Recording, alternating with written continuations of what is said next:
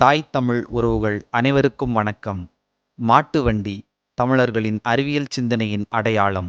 கேடில் விழுச்செல்வம் கல்வியொருவர்க்கு மாடல்ல மற்றையவை என்ற கூறலின் மூலம் கல்வியை முதன்மைச் செல்வமாகச் சுட்டிக்காட்டும் நம் திருவள்ளுவர் மாடு என்பதை செல்வமாகவே பொருள் கொள்கிறார். ஆம், தமிழர்களின் வாழ்வியலில் மாடுகள் உயரிய செல்வங்கள்தான்.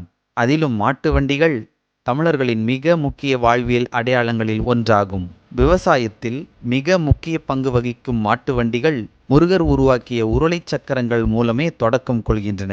மனிதனின் பல தேவைகளை பூர்த்தி செய்யும் வண்டிகளை உருவாக்கிய முருகர் வண்டியர் என்றழைக்கப்பட்டு பின் அந்த வார்த்தை மருவி பாண்டியர் என்றழைக்கப்பட்டார். அவருக்கு பின்பு அந்த உருளை சக்கரங்களை மேம்படுத்தி ஆரச்சக்கரம் பொருத்திய வண்டிகளை தமிழ்க்கடவுள் இந்திரன் உருவாக்குகிறார். இதனைத் தொடர்ந்து இராவண இந்திர வம்சாவளிகளும் பாண்டியர் என்ற பட்டம் பெறுகின்றனர்.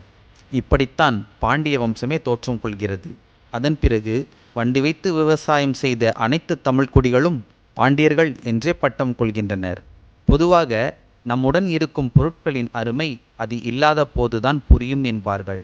அதுபோலவே மாட்டு வண்டிகளை நாம் பெரிதாக நினைப்பதில்லை. மேலும் திரைப்படங்களில் மாட்டு வண்டிகளை ஒரு ஏளனப் பொருளாக காட்சிப்படுத்தி அதன் உயர்ந்த பண்பை மட்டுப்படுத்தியே உள்ளனர் என்பதுதான் நிதர்சனம். எங்க மாப்பிள்ள வர நேரம் பார்த்து யாரா மாட்டு வண்டி உள்ள வருதே? யார் அது மாட்டு வண்டியில? ஹலோ, யாருப்பா நீ? என் மாப்பிள்ள வர நேரத்துல மாட்டு வண்டியில வந்து இறங்குற? சாதாரண மாட்டு வண்டியில் வருகிறார் என்று கூறி மாட்டு வண்டிகளை சாதாரண ஒரு வாகனமாக காட்சிப்படுத்திவிட்டனர். ஆனால் மாட்டு வண்டிகள் சாதாரண ஒரு வாகனம் அல்ல. இயற்பியல் விதிகளையும் இயக்கவியல் அறிவும் நன்கு புரிந்த ஒருவரால் தான் இப்படிப்பட்ட அசாதாரண கண்டுபிடிப்புகளை உருவாக்கி இருக்க முடியும். அப்படிப்பட்ட மாட்டு வண்டிகளில் ஒளிந்துள்ள அறிவியல் கோட்பாடுகளை ஒவ்வொன்றாக காண்போம். வண்டிக்கு அடிப்படை தேவை சக்கரம்தான். எனவே முதலில் சக்கரங்களை பற்றி காண்போம். சக்கரத்தின் உருண்டை வடிவத்தை அமைப்பதே மிகப்பெரிய சாதனையாகும். இன்றளவும் மனிதன் கண்டதிலேயே மிகவும் முக்கியமான பொருள் சக்கரமாகும். முனைவர் திரு பாண்டியன் ஐயா அவர்கள் சக்கரம் என்ற வார்த்தை அட்டு கூட்டல் கரம் என்ற சொல் மூலம் கொண்டுள்ளது என்று பல ஆண்டுகளுக்கு முன்பே விளக்கியுள்ளார். இப்பேற்பட்ட சக்கரங்களை உருவாக்குவது எளிதான காரியமல்ல.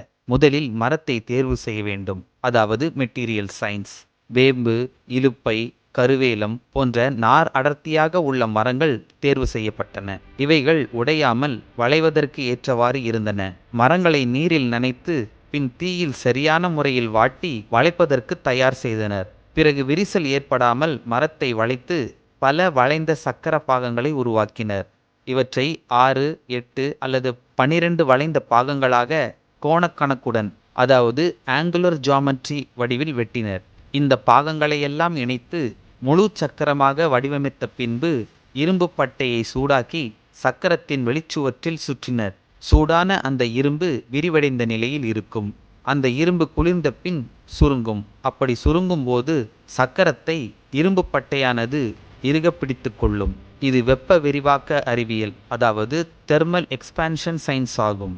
சக்கரத்தின் விட்டம் மற்றும் தேவையான மரத்தின் நீளத்தை அளக்க மிக துல்லியமான கணிதம் தேவைப்படும்.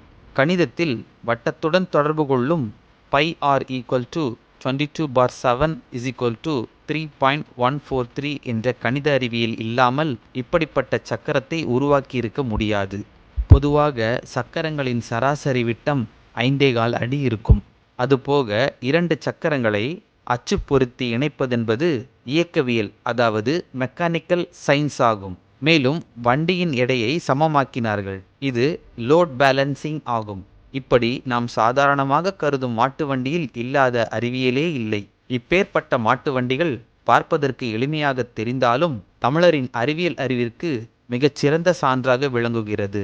இன்னும் ஏராளமான அறிவியல் கோட்பாடுகள் மாட்டு வண்டிகளில் பொதிந்துள்ளன. அவற்றை பற்றி பேசினால் பேசிக்கொண்டே போகலாம். பாண்டியர் என்ற பட்டம் தமிழர்களுக்கு சாதாரணமாக கிடைத்துவிடவில்லை. எனவே மாட்டு வண்டிகள் வெறும் வாகனம் மட்டுமல்ல, அது கணிதம், வெப்பவியல், இயக்கவியல் போன்ற எண்ணற்ற அறிவியல் கருத்துக்களை ஒரு சேர கொண்டிருக்கும் தமிழரின் வியக்க வைக்கும் பொறியியல் சாதனமாகும்.